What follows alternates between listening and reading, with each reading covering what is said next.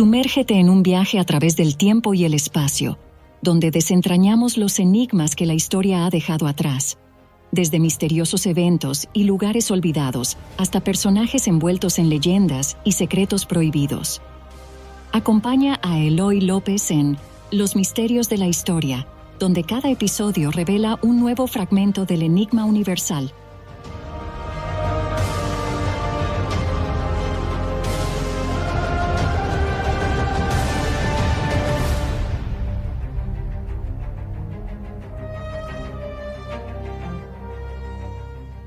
El 19 de julio de 1918, el diario ruso Izvestia sorprendía a la población con una noticia inesperada. Nicolás Romanov, el que había sido todopoderoso zar hasta el año anterior, había muerto. De su mujer e hijos se decía que habían sido trasladados a un lugar seguro. La noticia no produjo gran conmoción, ya que la población estaba más atareada en asegurar su supervivencia en la terrible guerra civil que había estallado tras la llegada de los bolcheviques al poder hacía 9 meses. Desde su abdicación, poco se había sabido del ex emperador y su familia, que habían dilapidado frenéticamente su reputación y prestigio en los años anteriores. En los años que siguieron a su muerte, el silencio sobre la suerte de la familia imperial fue absoluto, hasta que, a finales de la década de 1920, comenzaron a llegar a cuentagotas testimonios de que toda la familia había perecido durante el marasmo revolucionario. Para entonces ya se había extendido el rumor de que algunos de sus miembros habrían logrado escapar del terror bolchevique y llegar a Europa occidental, y empezaron a aparecer mujeres que afirmaban ser alguna de las hijas del difunto zar. Saber qué sucedió realmente con la familia imperial rusa y si es cierto que sobrevivió alguno de sus integrantes ha sido durante mucho tiempo uno de los grandes enigmas del siglo XX, por razones que no son fáciles de explicar. Se ha tardado décadas en encontrar los restos mortales de la familia y ni siquiera han hallado los de todos sus miembros, lo que ha seguido alimentando las especulaciones y el debate en torno a este tema, que siempre ha sido candente. Algunos afirman que está más que demostrada la muerte de todos los Romanov, y que la insistencia en las teorías de supervivientes se ha debido tan solo a intereses comerciales. Otros siguen asegurando que no se han recuperado todas las piezas del rompecabezas y hasta que esto no suceda, no se puede descartar la aparición de algún descendiente del último zar. El tiempo ha avivado los sentimientos que la noticia de la muerte no produjo en su día, hasta el punto de que en el año 2000 la Iglesia Ortodoxa rusa llegó a proclamar a Nicolás II, su mujer y sus hijos mártires y santos, recogiendo la devoción que la monarquía despierta hoy entre una parte de la población rusa. Adentrarse en el laberinto de acontecimientos, pistas y rumores que rodeó uno de los episodios menos conocidos y más discutidos de la Revolución Rusa es un viaje fascinante a uno de los misterios que más ha encandilado a la humanidad en los últimos 100 años. Escuchas El final de los Romanov.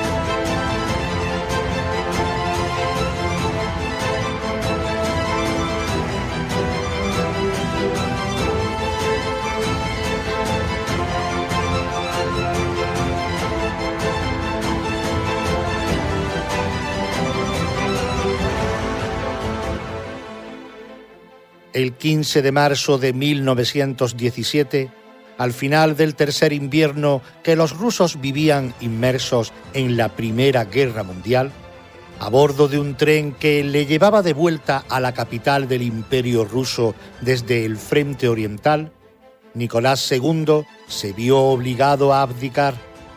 Ponía fin así a un reinado de más de 22 años en el que las dificultades y los contratiempos no habían hecho más que crecer.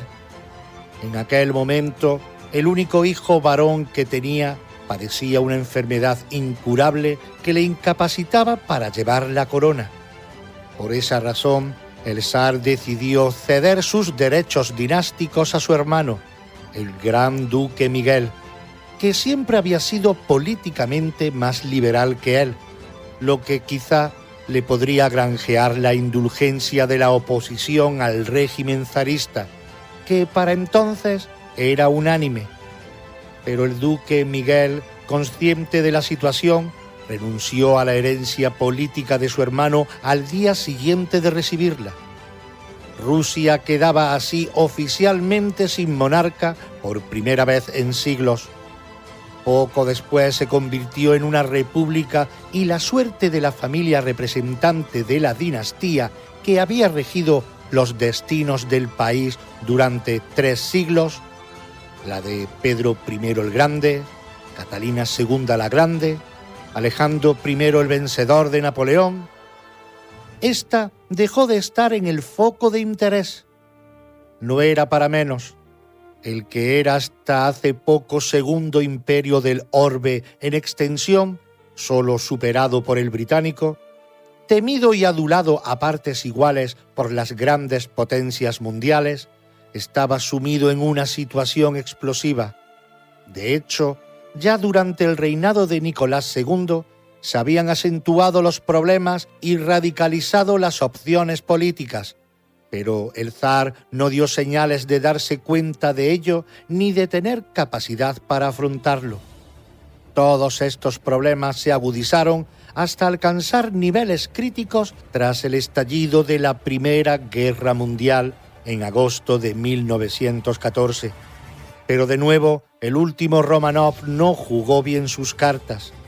La mezcla de tensiones internas y externas convergieron en la explosión de la Revolución de febrero de 1917 en Rusia, que le llevó al trance de abdicar, seguramente uno de los tragos más amargos de su vida. A partir de entonces, el futuro se presentaba muy incierto para el exmonarca y sus familiares, aunque, como en los años anteriores, la familia imperial parecía ajena de ello.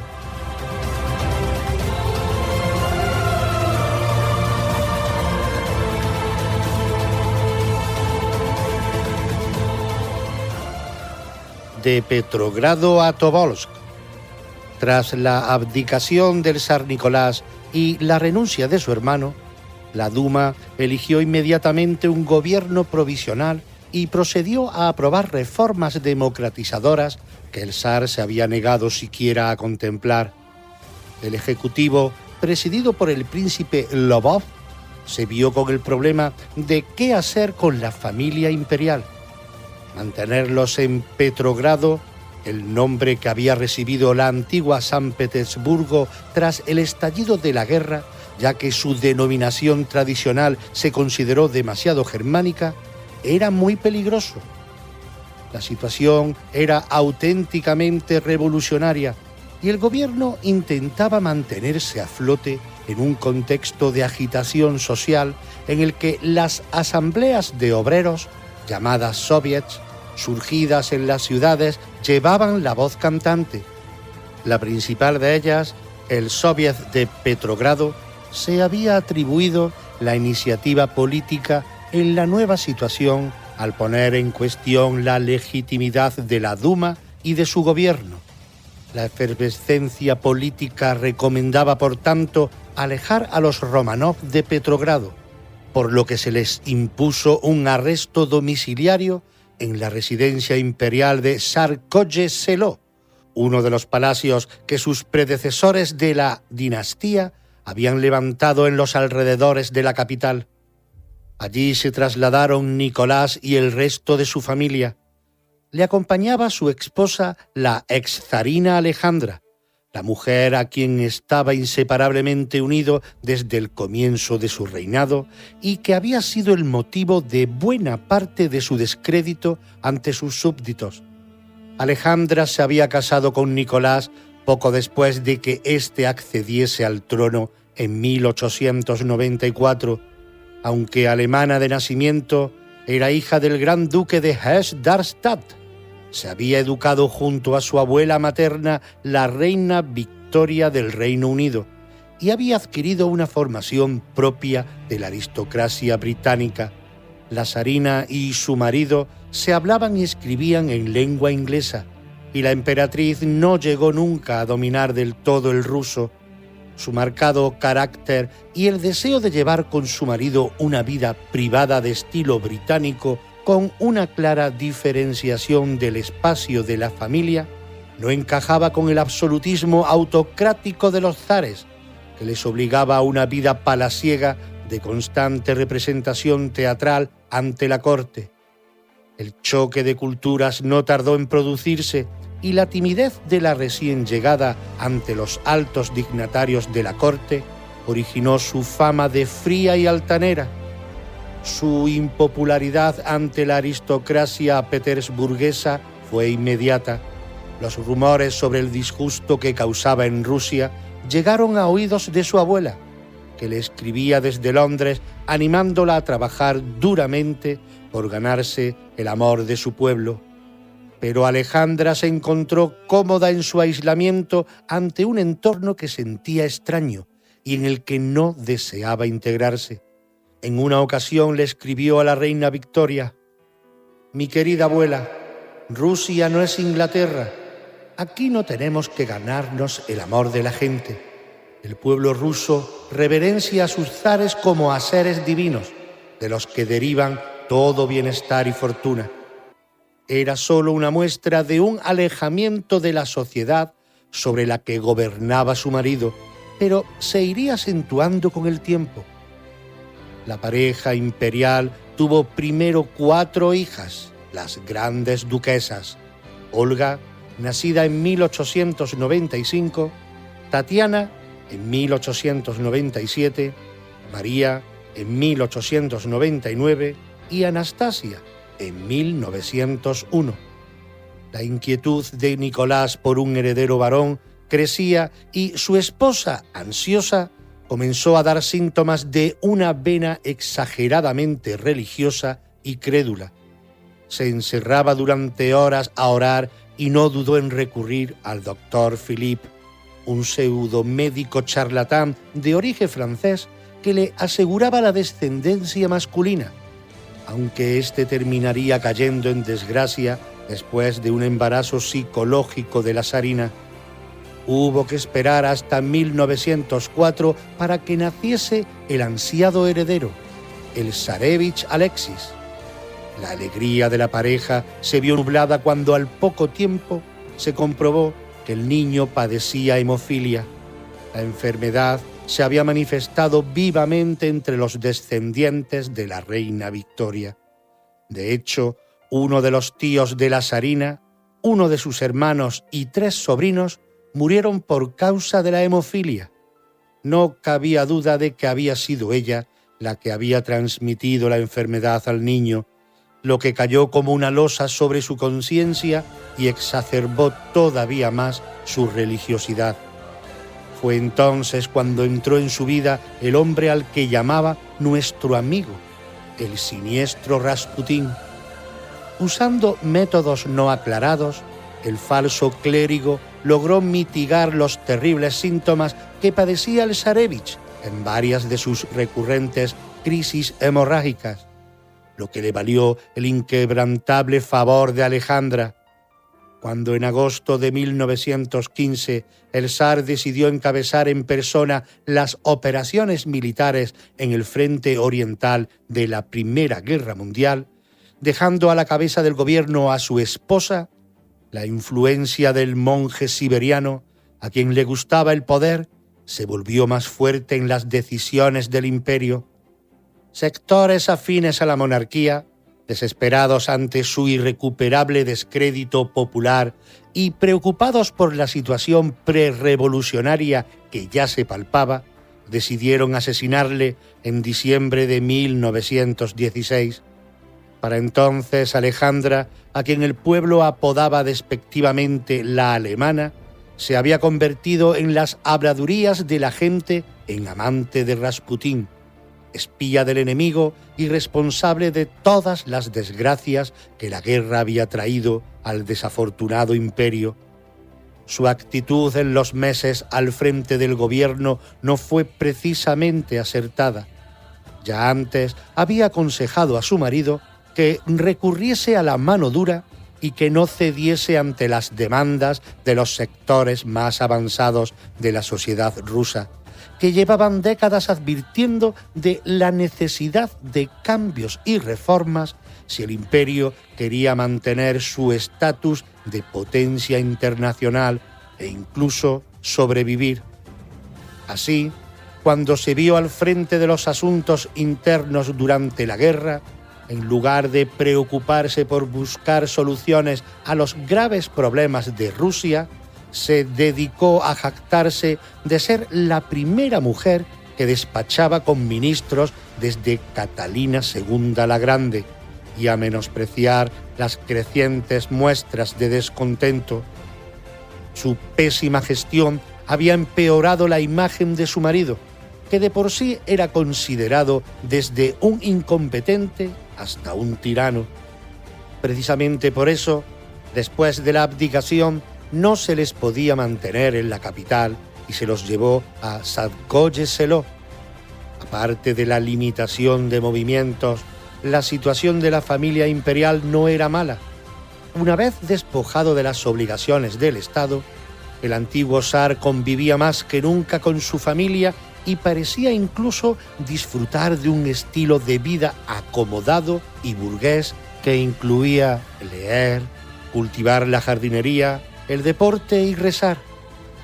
Allí recibió en varias ocasiones la visita del nuevo primer ministro, Alexander Kerensky, que dejó escrito: todos aquellos que le contemplaban en su cautividad decían unánimemente que por regla general Nicolás II parecía estar de muy buen humor y aparentaba disfrutar de su nueva forma de vida. Parecía que hubiera caído de sus hombros una pesada carga y ahora se sentía enormemente aliviado. Junto a su esposa e hijos gozaba de la asistencia de una numerosa servidumbre y de comodidades, pero era una jaula de oro y el mundo exterior era para ellos una amenaza que ignoraban. Al principio, Kerensky había pensado en obligar a Nicolás Romanov, como ahora se llamaba oficialmente el ex-zar, a un exilio, aprovechando que después de la abdicación, su primo, el rey Jorge V del Reino Unido, le había ofrecido asilo. Sin embargo, las dificultades de realizar el traslado en pleno conflicto bélico, unidas al hecho de que el monarca británico retirase la invitación poco después por razones políticas y a la oposición testaruda del Soviet de Petrogrado, le obligaron a desechar la idea. Para entonces se habían producido ya altercados puntuales de grupos incontrolados que intentaron asaltar la residencia de los monarcas depuestos, y la tensión creciente hacía que cada vez fuese más difícil garantizar su seguridad. Por eso, en agosto, Kerensky decidió trasladar a los prisioneros a un alejado punto en Siberia Occidental, Tobolsk. Allí podrían continuar su tranquila existencia sin riesgos de altercados hasta que se decidiese qué hacer con ellos. Los 7 miembros de la familia y su nutrido séquito comenzaron a hacer los preparativos, ignorando si su futuro más inmediato les seguiría deparando el remanso de paz temporal que habían vivido los meses anteriores.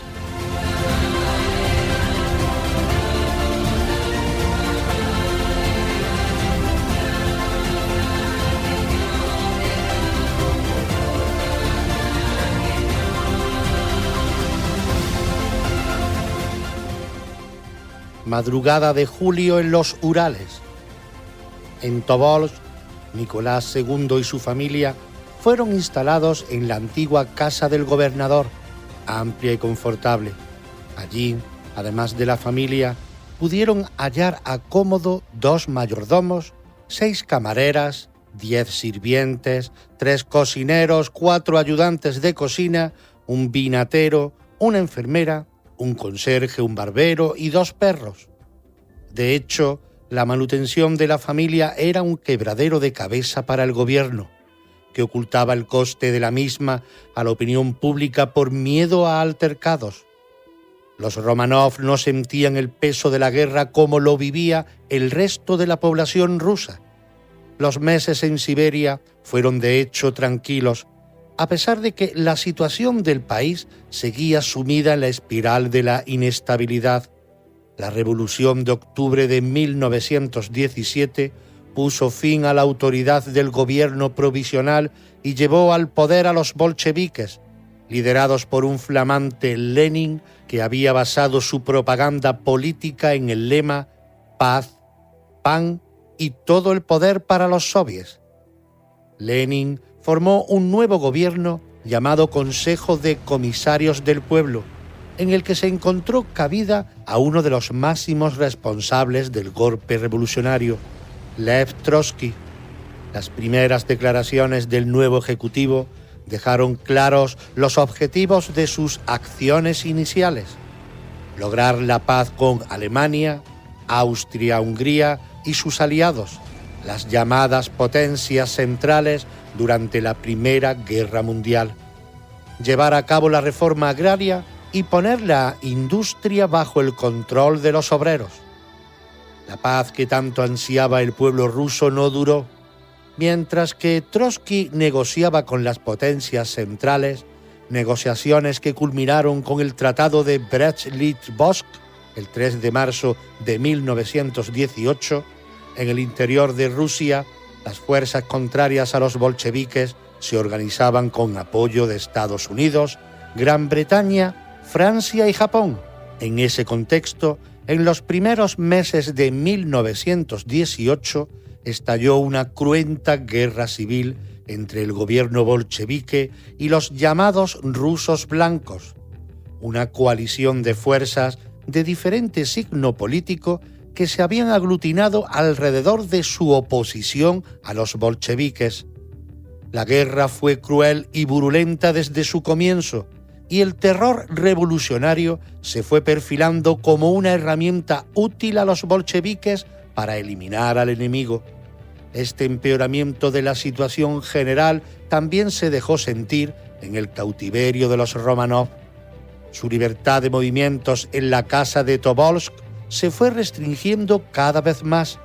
El trato de sus guardianes se volvió progresivamente más ingrato y la alimentación se fue empobreciendo sin cesar.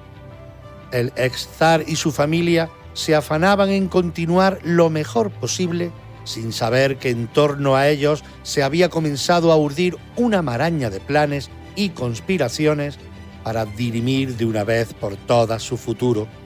Los bolcheviques, desde el comienzo de la guerra civil, tenían claro que no querían convertir a Nicolás II en un símbolo para los reaccionarios ni vivo ni muerto. Por otra parte, dentro de la cúpula central del partido pesaba mucho el proyecto de Trotsky de trasladar al exzar a Moscú, que había sido declarada de nuevo capital, para someterle allí a un gran proceso judicial público al estilo del que se le hizo a Luis XVI durante la Revolución Francesa. Sería la oportunidad de hacerle expiar en público todos los males que habían afligido al país en las últimas décadas. Pero otros sectores del partido no estaban por la labor y consideraban que la familia imperial tenía que morir. Había bastante inquietud debido a los rumores insistentes de complots y operaciones especiales de los rusos blancos para rescatar a los Románov, y su activa actuación militar en Siberia en los primeros meses de aquel año parecía confirmar estas informaciones. Así las cosas, en abril de 1918, el Soviet de los Urales, que funcionaba de forma independiente de Moscú, decidió por su cuenta ejecutar a la familia imperial. Al tiempo, el comisario Vasily Yakovlev, encargado de la custodia de los prisioneros, recibió orden de trasladarlos a Moscú para el procesamiento de Nicolás Romanov. Primero se movilizó a los padres, ya que Alexis era víctima de un nuevo agravamiento de su hemofilia y debía permanecer en reposo, recibiendo los cuidados de Eugene Botkin, el fiel médico de la familia imperial que les había seguido en su exilio interior. Yakovlev sospechaba que el Soviet de los Urales quería asesinar a sus prisioneros y por esa razón dudaba sobre la conveniencia de hacer el viaje a Moscú pasando por Ekaterimburgo, ciudad ubicada estratégicamente en el camino, pero que se hallaba bajo control del citado Soviet. Tras unos titubeos, optó por llevarles a Ekaterimburgo, donde llegaron el 30 de abril. La suerte de la familia imperial estaba echada. Nicolás y Alejandra fueron instalados en una casa que había sido incautada el día anterior a Nikolai Ipatiev, un comerciante local retirado. Allí se les uniría sus 5 hijos y la mermada servidumbre que les seguía guardando fidelidad el 30 de mayo. Sus condiciones de vida en la nueva morada fueron sensiblemente peores. Alrededor de la casa se levantó una verja para impedir el contacto con el exterior. Sus movimientos eran controlados constantemente. Los vigilantes les daban un trato rudo y en ocasiones humillante, y se apoderaron de sus pertenencias. Pese a todo, parece que la expareja imperial no temía por su vida, puesto que, de forma incomprensible, pensaban que estaban siendo conducidos a Moscú para que Nicolás estampase su firma en el Tratado de Brest-Litovsk. La idea era una muestra de su insólita desconexión con la realidad política del país, ya que pensaban que los bolcheviques querían humillar al exzar obligándole a firmar el tratado, como si su firma fuese algo que aún podía importarles. Hasta el final permanecieron ignorantes de lo devaluado que estaba el precio de sus vidas. El 4 de julio, los temores de Yakovlev se vieron confirmados, pues el comisario local de la Checa, la policía secreta bolchevique, Yakov Yurovsky, se hizo cargo de la vigilancia de los prisioneros con la connivencia del Soviet de los Urales. Unos días después, en la madrugada del 16 al 17 de julio, sobre la 1:30, penetró en la casa acompañado de 11 hombres armados. Despertó al doctor Botkin y le ordenó que hiciese lo propio con todos los habitantes de la casa. Se les explicó que la situación en la ciudad era insegura por la cercanía de las tropas contrarrevolucionarias, lo que era cierto, por lo que se les trasladaría al sótano para garantizar su seguridad. Sobre las 2 de la madrugada se les hizo descender la escalera. Nicolás llevaba en brazos a su hijo varón, que todavía se estaba recuperando. Una vez allí, pidieron 2 sillas para Alexandra y Alexis, que les fueron concedidas. Seguidamente, Yurovsky entró con el pelotón de 11 hombres que abrieron fuego contra todos. La situación fue muy confusa, dado que la habitación era muy pequeña y los prisioneros intentaron zafarse de las balas. Nicolás y Alejandra murieron al instante.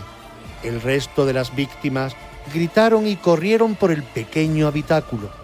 Cuando el tiroteo cesó, solo mostraban señales de vida a Anastasia, que fue rematada a bayonetazos, y Alexis, al que le asestaron 2 tiros en la cabeza. Los cuerpos fueron cargados en camiones y llevados a los pozos de una mina cercana que no resultó ser lo bastante profunda para ocultar los cadáveres, por lo que días más tarde los recuperaron y los trasladaron a un bosque cercano. Allí fueron rociados con ácido sulfúrico para dejarlos irreconocibles y fueron enterrados en una fosa. Tal fue el final de una de las dinastías reinantes más poderosas de la historia. Desde entonces, y salvo por la noticia publicada en Moscú 2 días más tarde, nada se supo de la suerte de la familia imperial.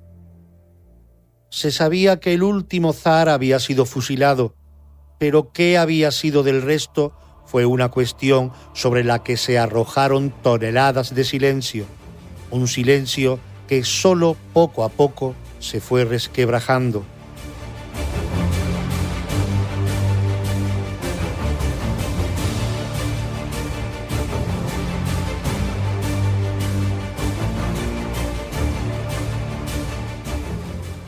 La noche oscura de los Románov.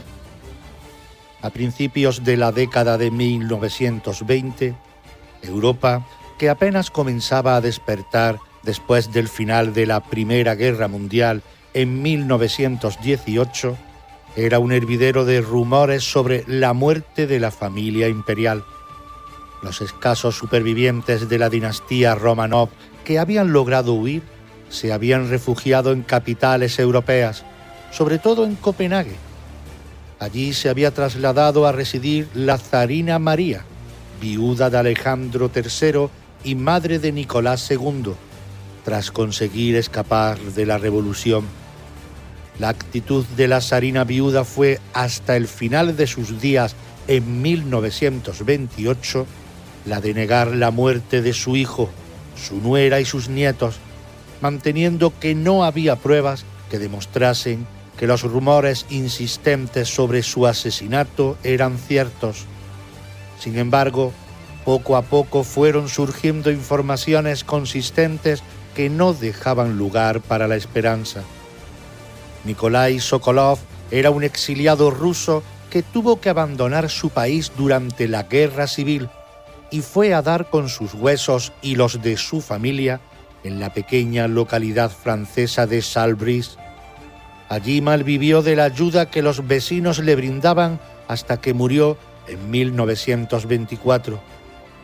En el poco tiempo que vivió en Francia, Sokolov estuvo enfrascado en dejar acabado el libro que llevaba años escribiendo y que vio finalmente la luz en 1926 con el título Investigación judicial sobre el asesinato de la familia imperial rusa. La base del trabajo era la investigación pericial que iniciaron los rusos blancos sobre la suerte de los Románov tras tomar Ekaterimburgo unos días después del asesinato. Sokolov fue el último responsable de esta complicada tarea, hasta que tuvo que abandonar la ciudad en 1919 ante el imparable avance de los bolcheviques. La publicación del libro 7 años después produjo un gran impacto, ya que era el primer testimonio documentado de la muerte del ex-zar y su familia, aunque al principio los Románov en el exilio se negaron a reconocer su validez. Para cuando apareció la obra, se había hablado mucho ya sobre la posibilidad de que algunos de los prisioneros de Ekaterimburgo hubiese sobrevivido y escapado al cerco comunista. La idea que excitaba a la prensa y a la opinión pública internacionales logró un gran desarrollo a lo largo de la década de los 20, gracias a la aparición de decenas de personas reclamando para sí la identidad de alguno de los hijos del zar. Todos estos pretendientes fueron siempre rechazados por los Románov supervivientes como impostores, pero en algunos casos sectores del exilio ruso llegaron a apoyar la causa de alguno de ellos. Ninguno de estos casos llegó a alcanzar tanta celebridad como el de Anna Anderson. En febrero de 1920, una joven fue salvada del suicidio por un policía en un canal de Berlín.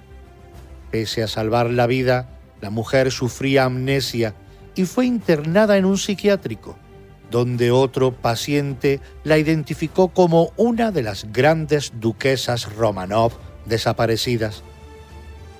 Poco después, la paciente que primero adoptó el nombre de Anna Tchaikovsky comenzó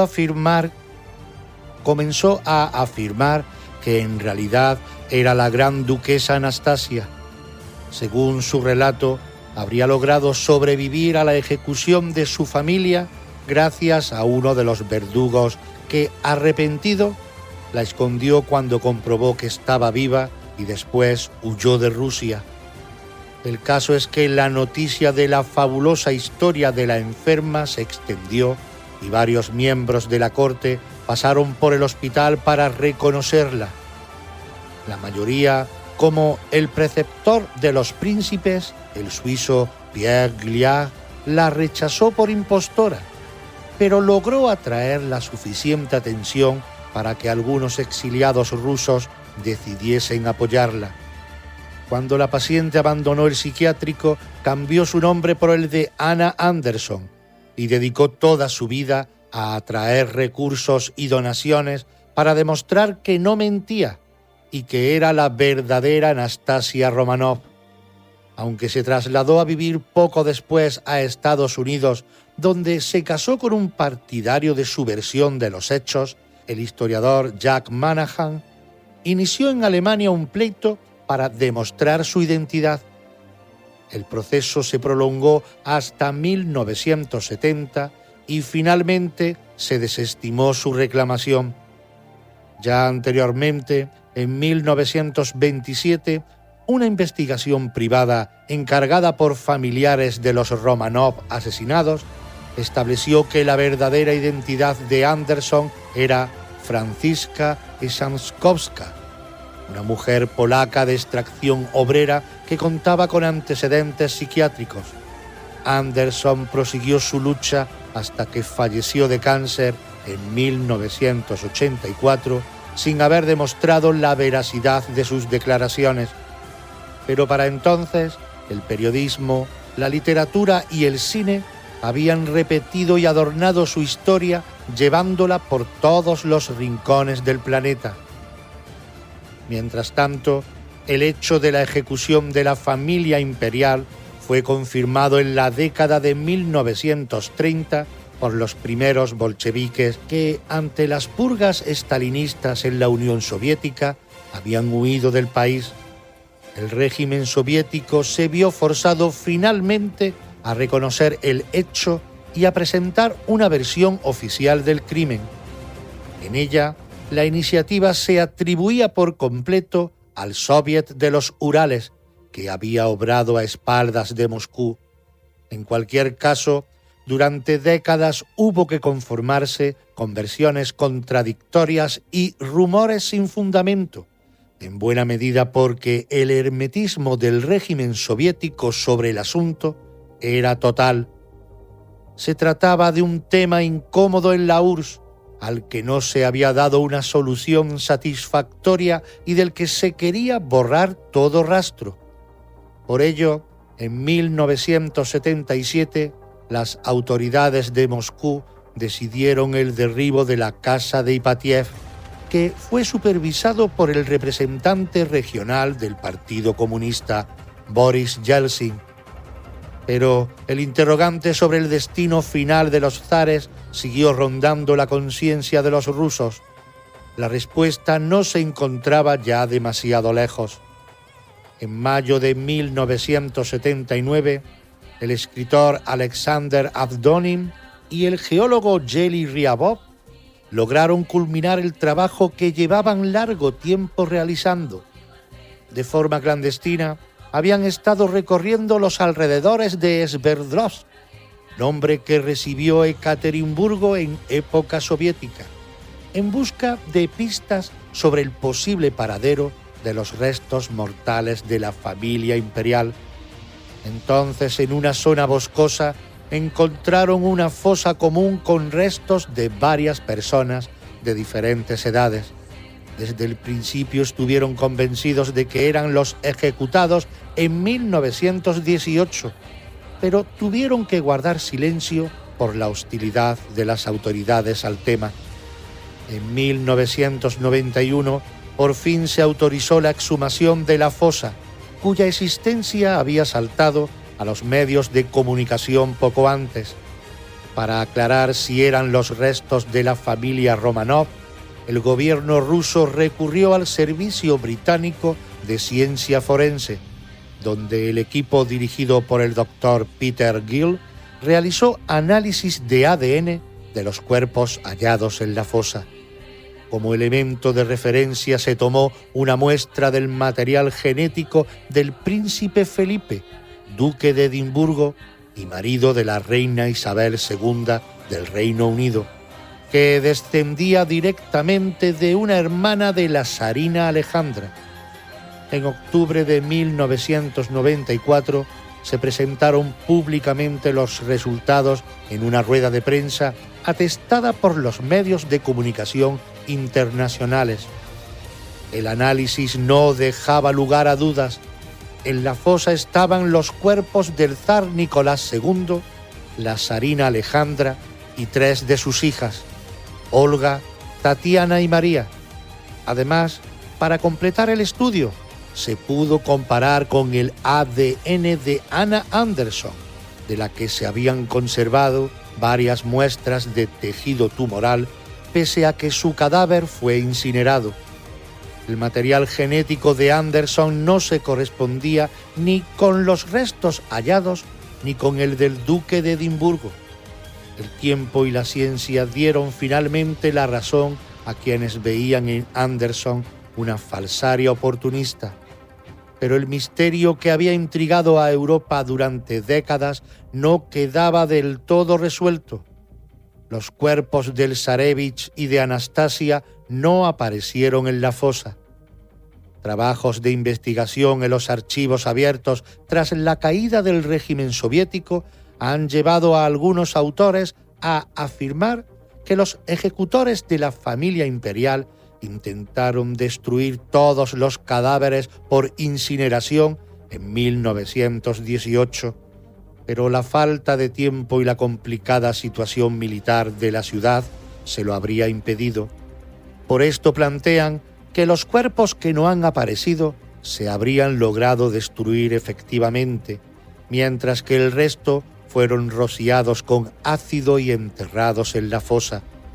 Los partidarios de la esperanza de que hubo supervivientes se aferran a la ausencia de los restos de 2 miembros de la familia como a un clavo ardiendo, mientras que la mayoría de los historiadores aceptan que el crimen acabó con los Romanov. En Rusia, la memoria de las víctimas de este hecho atroz no ha llegado sino a agrandarse. En 1997 se procedió a un solemne entierro de los restos de la familia imperial en la Catedral de los Santos Pedro y Pablo de San Petersburgo. En el 2000, la Iglesia Ortodoxa rusa canonizó a todos ellos y en el 2003 se inauguró una catedral sobre el solar que ocupó la casa donde fueron asesinados. En el resto del mundo, sin lugar a dudas, el misterio sigue rodeando a la familia del último zar y todo lo que atañe a sus vidas y sus muertes sigue despertando hoy en día tantas pasiones como hace un siglo. A buen seguro, lo seguirá haciendo durante muchas décadas más.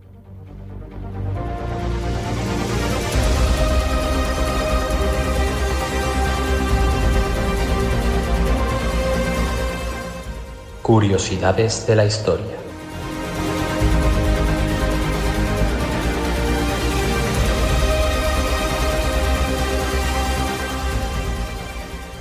Las monedas de la lepra. Presente desde la antigüedad, la lepra, enfermedad maldita, incurable y vergonzosa, quienes la padecían eran considerados muertos en vida y obligados a vivir alejados de las ciudades. Los afectados debían identificarse con una campana o llevar unas pequeñas tablas en la mano, conocidas como tablillas de San Lázaro, que al golpear entre sí alertaban de su presencia.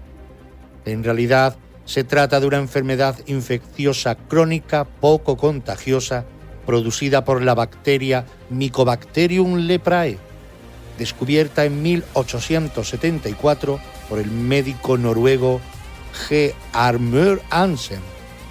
afecta la piel, las vías respiratorias, los ojos, el hígado. El periodo de incubación es de 5 años y los síntomas pueden tardar hasta 20 años en aparecer, contagiándose a través de las gotículas nasales y orales, cuando hay un contacto estrecho y frecuente con enfermos no tratados. A pesar de que la prevalencia de la enfermedad ha disminuido de manera significativa, en las últimas décadas sigue estando presente especialmente en las zonas más pobres de países como la India, Brasil, Indonesia y Bangladesh, pudiendo encontrarse en muchos países de todo el mundo.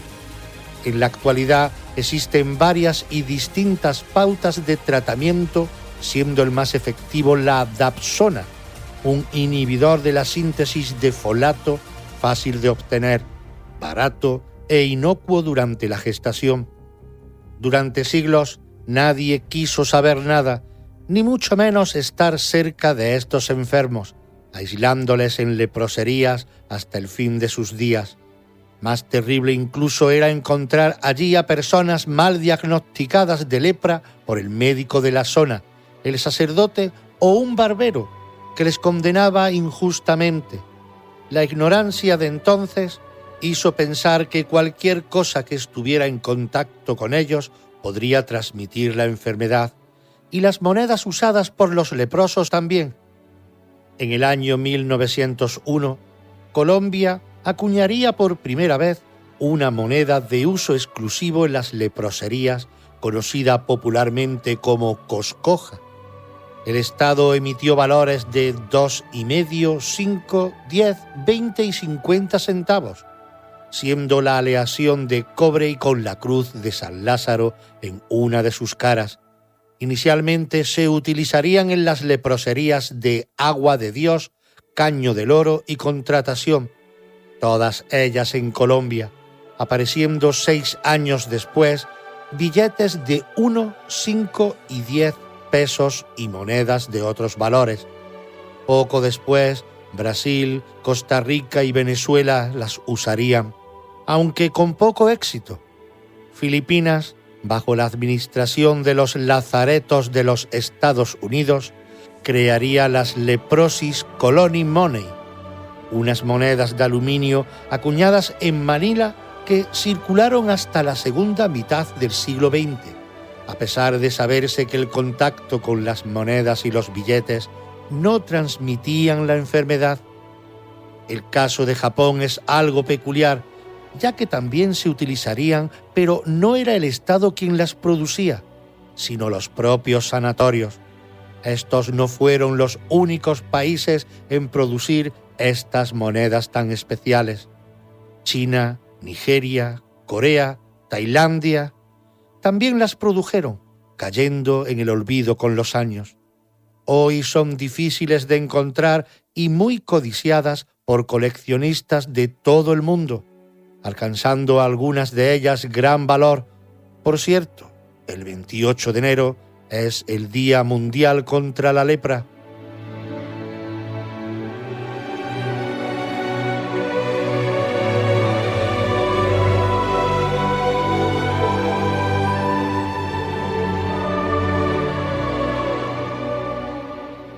Las mujeres en los Juegos Olímpicos antiguos.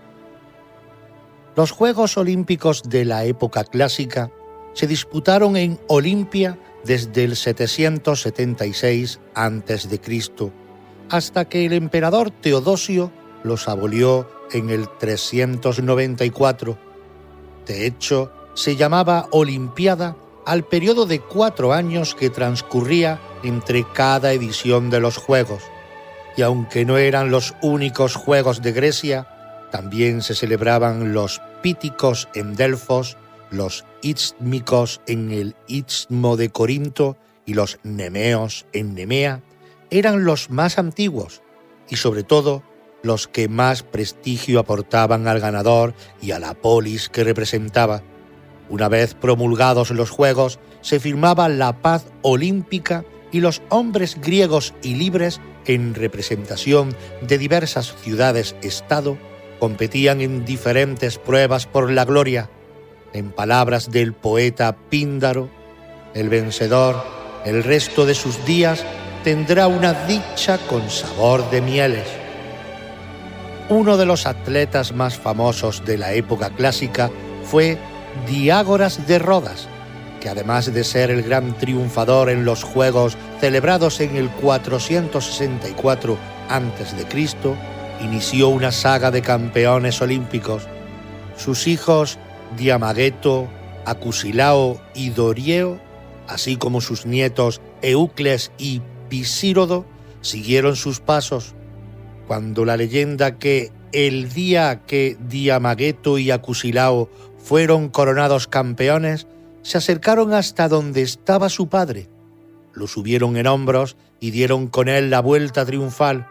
Fue demasiada emoción para su viejo corazón y allí mismo falleció Diágoras. Las mujeres tenían prohibido participar y asistir a los juegos, pero Calipatira, hija de Diágoras y madre de Pisírodo, estaba tan segura del triunfo de su hijo que decidió jugársela y vivir en directo aquel día. Se vistió con las ropas de los entrenadores y consiguió colarse.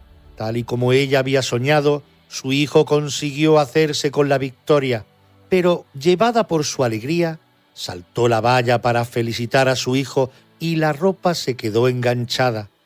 Calipatira se quedó desnuda frente a todos. Según las reglas que regían los juegos, el castigo para las mujeres que infringiesen la ley sería ser despeñadas por el monte Tipeo. En honor a su padre, hermanos e hijo, campeones olímpicos, los jueces le perdonaron la vida y desde aquel momento se promulgó una nueva norma que obligaba a los entrenadores a ir desnudos, igual que los atletas, para que no volviese a ocurrir. Algunas fuentes hablan de una mujer que consiguió vencer en los Juegos, concretamente en las pruebas ecuestres, pero sin estar presente. Y la explicación es que el ganador no era el jinete, que lógicamente era un hombre, sino el propietario del caballo. Daba igual quien lo montase, así que digamos que el jinete era un complemento del caballo. Cinisca de Esparta, hija del rey Arquídano II, era la propietaria de los caballos que en las carreras de carros obtuvieron la victoria en las Olimpiadas del 396 y 392 a.C. Aún así, algunas mujeres decidieron no resignarse y, dado que no podían participar en los juegos de los hombres, crearon los suyos propios. En honor de la diosa Hera, también cada 4 años y solo unos días antes de los masculinos, se celebraron también en Olimpia los Juegos Ereos. Al frente de la organización de estos Juegos había un grupo seleccionado de 16 mujeres. Las participantes competían divididas en 3 grupos según las edades y lo hacían en una única prueba que consistía en una carrera a pie con un recorrido algo inferior al de los hombres. Las mujeres no competían desnudas, llevaban una túnica corta por encima de la rodilla y tenía descubierto el hombro derecho hasta el pecho. Además, debían llevar el pelo suelto. Al igual que los hombres, las vencedoras en los Juegos Ereos, normalmente espartanas, eran coronadas con olivo, sabiendo que las mujeres de Esparta ejercitaban sus cuerpos desde muy jóvenes, es normal que fueran las que acaparasen todos los honores.